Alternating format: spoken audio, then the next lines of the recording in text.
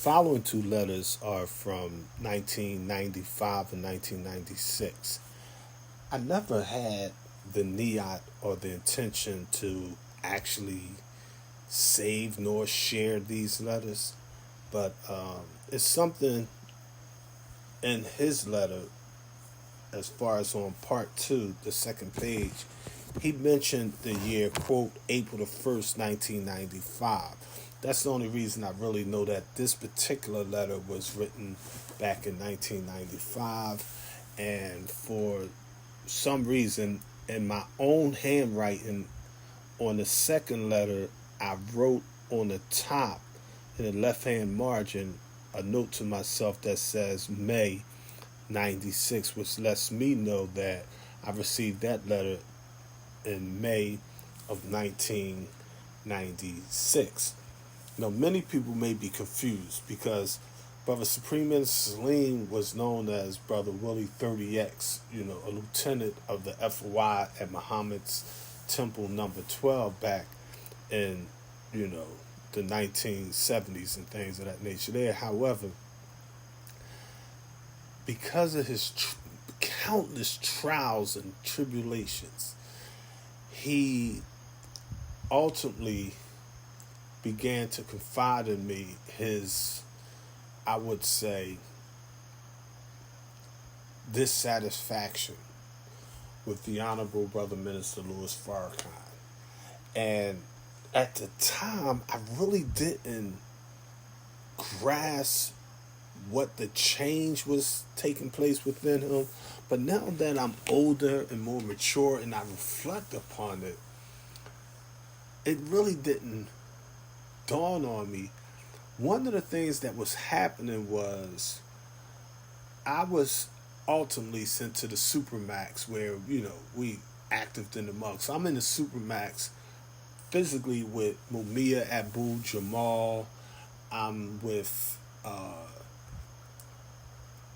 Maroon Russell Schultz. I mean, like me and Russell Schultz is going to the law library. Mumia is playing handball next to me every morning, basically Monday through Fridays. It's no yard Saturday and Sunday, so you get your 1 hour rec. You know what I mean? And me and Mumia was busy mathematically building. And ultimately, we went through what's known as the Bruderhaus. The Bruderhaus were like, you could say, a Christian Amish organization. And Mumia got with me one day, and he was like, listen, I need your help. I'm like, what's up? He's like, listen, the Bruderhaus is going to do an interview with me and you, and they want us to write an article for their newsletter. Now, the Bruderhaus were like some real nice white Christians that, they used to come visit us and things of that nature. They'd make sure that the devil wasn't killing us. We going through it, with all these trials and tribulations, physical wars, you name it. You had this extreme racist devil, Captain Michael Machino. Me and him just warring on every level: mental, physical, economical, political, social, you name it.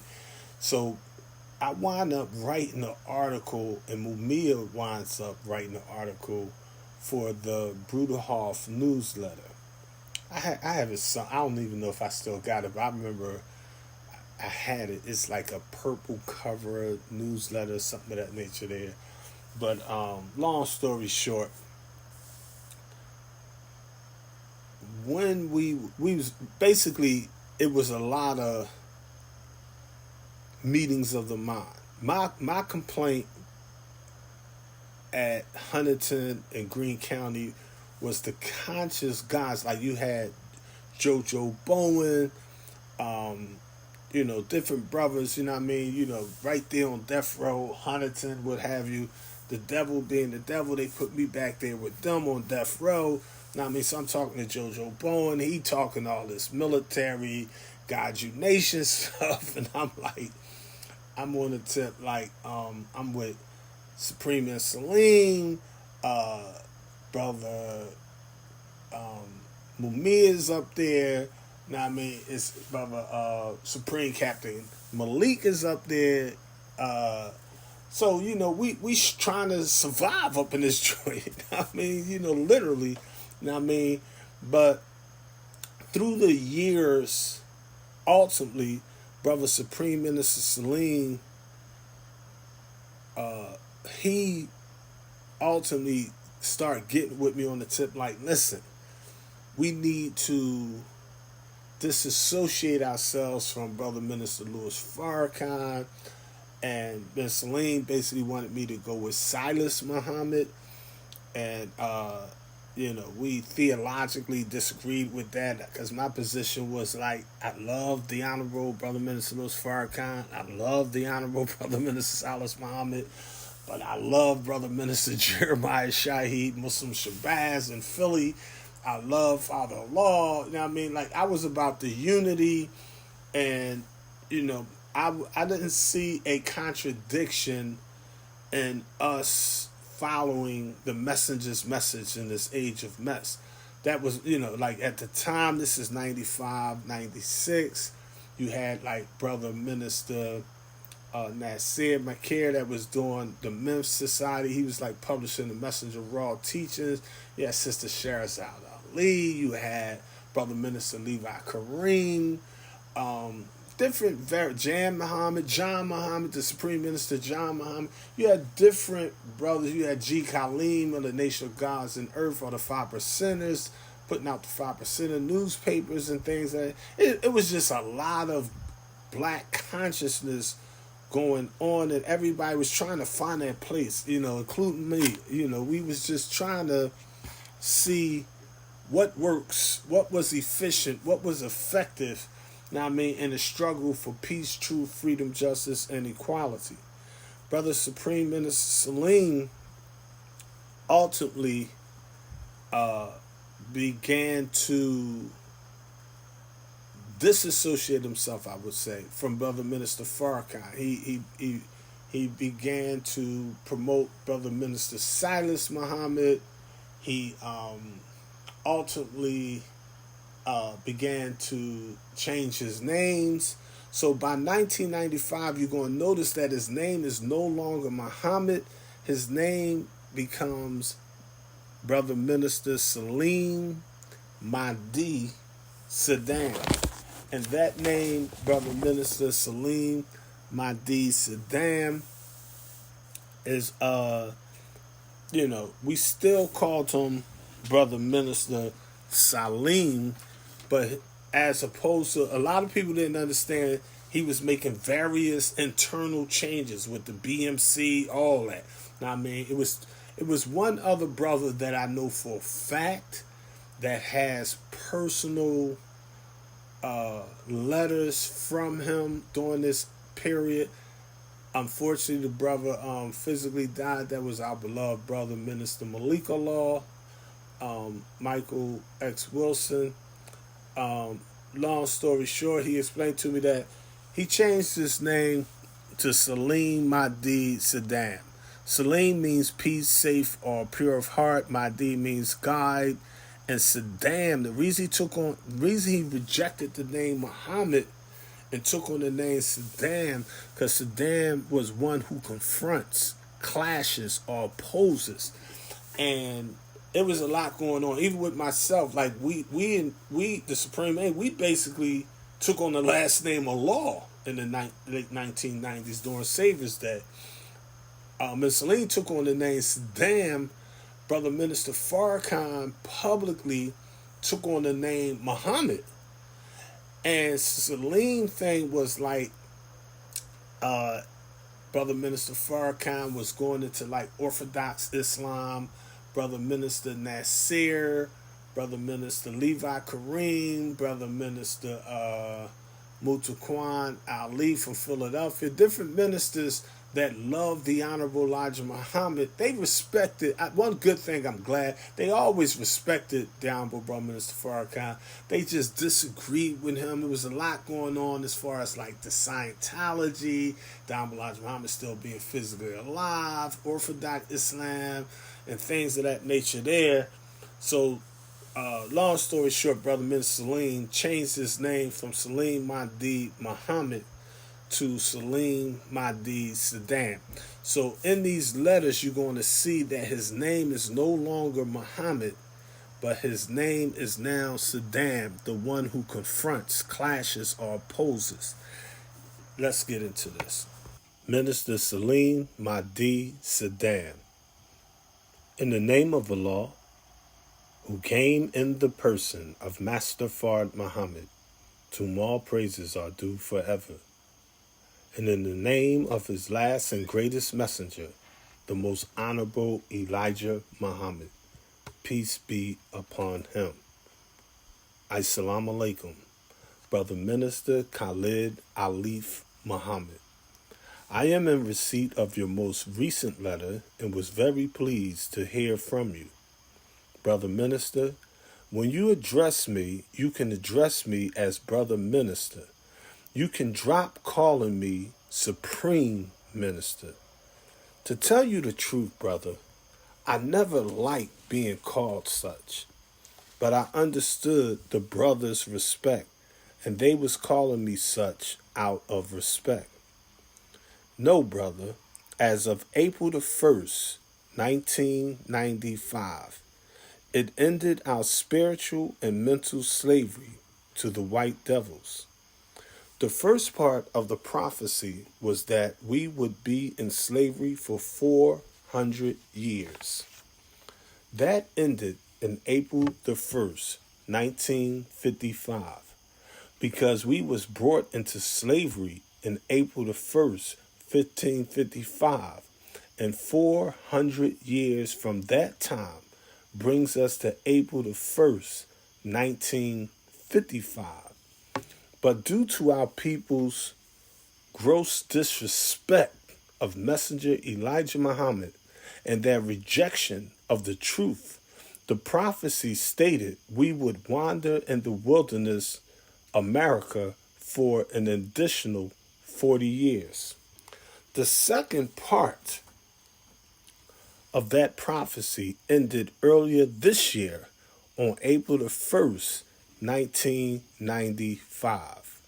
40 years after the first part of the prophecy ended on April the 1st, 1955. The prophecy stated also that when that time had ended, we would be separated from the white devils and they from us. The events and the verdict from the O.J. Simpson trial were our people voted to acquit O.J. Simpson of the murder of the two devils caused the first step into that separation because whites said he was guilty and blacks said he was not guilty, thereby causing a division of blacks and whites, where there was a clear divide. The recent Million Man March on Washington, which was a clear deviation from the true teachings of Messenger Elijah Muhammad, it served a purpose to further divide and separate blacks and whites and cause a more deeper separation. None of these events could have happened before April the 1st, 1995, because prophecy hadn't been fulfilled yet. The parting of the Red Sea by Moses was symbolic of the parting or the separation of blacks and whites. The sea is symbolic of the two people, both black and white, and the red is symbolic of the anger of both people. The black man is angry because there is no justice, and the white devils are angry because of the loss of their black slaves. But as it is written, so shall it be done. Verse 14, and the day when the hour comes, that day they will be separated. one from the other. Holy Quran, chapter 30, verse 14. Your brother, Minister Saleem, Mahdi, Sudan. The following letter is dated from 1996. It was received in May of 1996. It reads, quote, Minister Saleem Mahdi Sudan, in the name of Allah, who came in the person of Master Fard Muhammad, to whom praises are due forever, in the name of his last and greatest messenger, the most honorable Elijah Muhammad, peace be upon him. Assalamu alaikum, Brother Minister Khalid Alif Muhammad. I am in receipt of your most recent letter and also your newsletter, and was very pleased to hear from you. I just returned from down at the county on writ. Since the opening of the new jail, all state prisoners now go to the county when they go down on writ. Gratersford no longer accepts such. Brother Minister, when I was down the county, I raised 3 brothers, a minister, captain, and a lieutenant, because it was deeply needed there. Our black people down at the county jail looks like wrecked cars, abandoned houses, dirty alleys, and trash piled up on the streets. They all came into county jail looking like one of the above. When our black people realize the power of their God, who came in the person of Master Fard Muhammad, to whom praises are due forever, they move from belief into the sure knowledge of their God. They will understand the power of their God and the lack of power of the old God, Yaqub, whose power is like moonlight. It took Yaqub 600 years to bring about the change he desired in his people, while all it takes is the words of Master Fard Muhammad, and we start to change ourselves. When we hear the words or the teachings of Master Fard Muhammad as taught by his last messenger, the most honorable Elijah Muhammad, we read those words and we hear those words and we start to change. We change the way we act. We change the way we think. We change the way we eat. And we change the way we look. And all these changes we start to take on comes about all from just reading or hearing the words of Master Fard Muhammad as taught by his messenger, the most honorable Elijah Muhammad. The prophecy of the Holy Quran stated that when the Lord God comes, that he would be greater than all the gods before him, because he would be so great and powerful that he would have no association with the other gods or the 24 elders, which includes the 12 major and 12 minor scientists. He would have no association with them. That's why the prophecy of the Holy Quran stated, no associates has he. He has no associates in his power. He would be so great and so powerful that all the other gods or 24 scientists would all cast their crowns or Godhead at his feet. Verse 10. The 24 elders fall down before him that sat on the throne and worship him that liveth forever and ever, and cast their crowns before the throne. Revelation chapter 4, verse 10, Bible. Why would the 24 elders or gods all bow to this one God?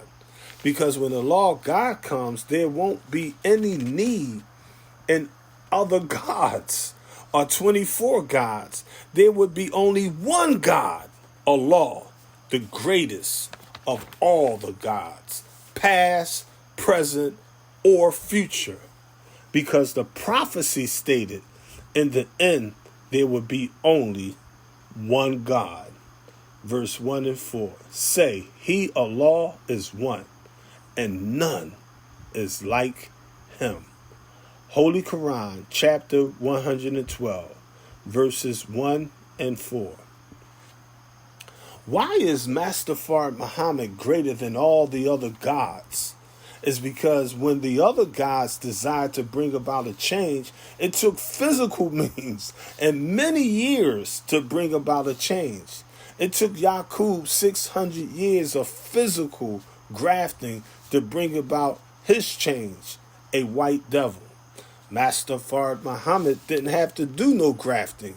All it took was his words to bring about his desired change. You read his words or heard his words, and you changed overnight. You changed how you ate, thought, acted, and looked. And it didn't take 600 years for you to change, because the Holy Quran states when the law of the Holy Quran comes, His word is sufficient to bring about a change in us. Verse 82. His command when He intends anything is only to say to it, be. And it is. Holy Quran, chapter 36, verse 82. Master Fard Muhammad is the only God, Allah, whose word was all we needed to change ourselves. And the followers of the Honorable Elijah Muhammad is the fulfillment and clear evidence of that fact. He didn't have to graft us. All He said was, tell them what I told you, Elijah, because my words is sufficient to bring about my will. And the Honorable Elijah Muhammad gave us his words, and we changed. Brother minister, teach our people of their God first, and then they will accept their messenger. Everybody is offering our people a false messenger today, but no one is offering to them their God first. Your brother, Minister Saleem Mahdi Saddam.